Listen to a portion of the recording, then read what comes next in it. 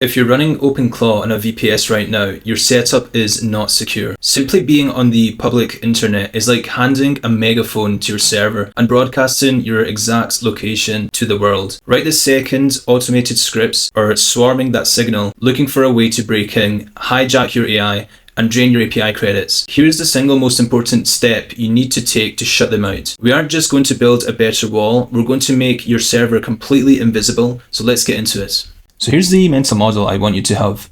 So right now, think of your OpenClaw instance with your VPS setup as a shop on the high street that is essentially set up there, and there's a sign that is up, it's visible, and anyone can just walk by and try to get in that store. So even though your store is locked, burglars can still try and rattle your lock. Now, what we're going to do instead is we're going to move your shop to a private bunker that is not on a map and it's just not visible to anyone else. And we do this using a tool called Tailscale. So what Tailscale does is essentially enable a private tunnel between your computer and the cloud server. So if a hacker tries to scan your IP address, they're not even going to get a connection refused response. They'll just get nothing. It will just stay completely silent, and it's as if you're a black hole to the hacker. Okay, so I'm now going to show you how to set up Tailscale with a VPS for OpenClaw.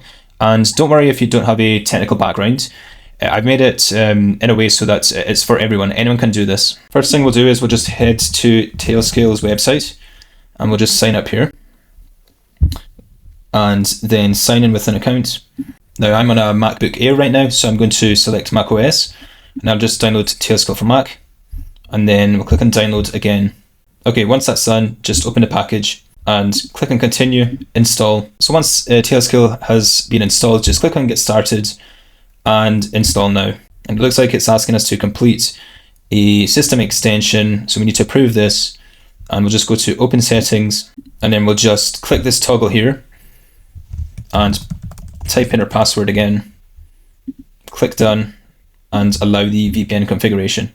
Now the next thing would be to head over to our VPS, and I have a VPS right now in Hostinger, so that is where I'm hosting it. And if you don't have a VPS set up, I will be doing a video shortly on how to set it up in Hostinger. So let's just go ahead and click on manage our VPS here in Hostinger, and then what we'll do is we can click on the terminal here. You can also access your VPS locally on your device by just using this command in your terminal here, SSH root and the IP address of the VPS. So let's just click on terminal here. Now that we're in our server, you also want to check that you're in root. So you can just run this command, su space dash, just to verify that you're actually in root. And then we'll go ahead and install Tailscale with this specific command. And you can see it's downloading Tailscale in our server. Okay, so it's finally installed Tailscale. So we'll just run the command Tailscale up to get it up and running. And it should be up. Okay, so now let's just click on the Tailscale icon up here. Just make sure you have this toggle on, and it's going to redirect us to this page here. And we'll just sign in here with the account that you signed up with. And then we'll just click on connect device and just click on start and login.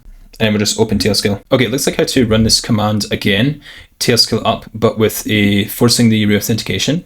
And essentially when you do this, you'll get provided a link, and just go to this link here, and then you're going to sign in, and then just click the same Hotmail account that you used to sign up locally, and then click on connect. Okay, so now you can see that both our devices are connected, and this is our private tunnel, as you can see that we mentioned before.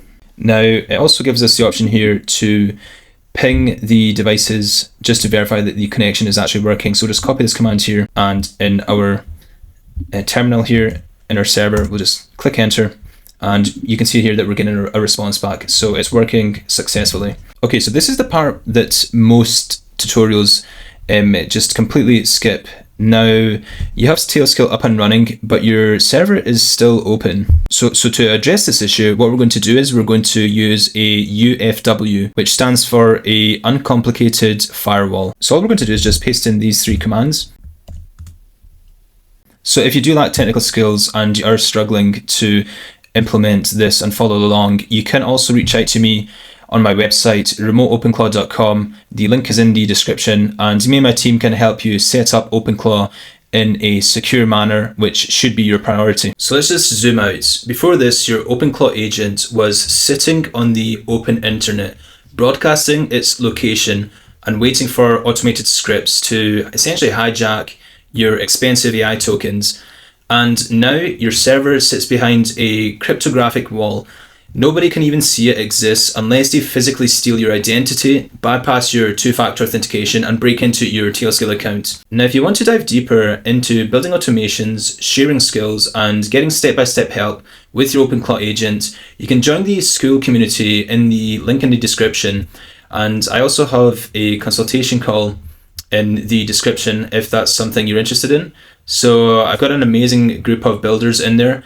And again, if you just want this done for you securely, just hit me up at remoteopenclaw.com. If this video helps secure your setup, hit subscribe and I'll see you in the next one.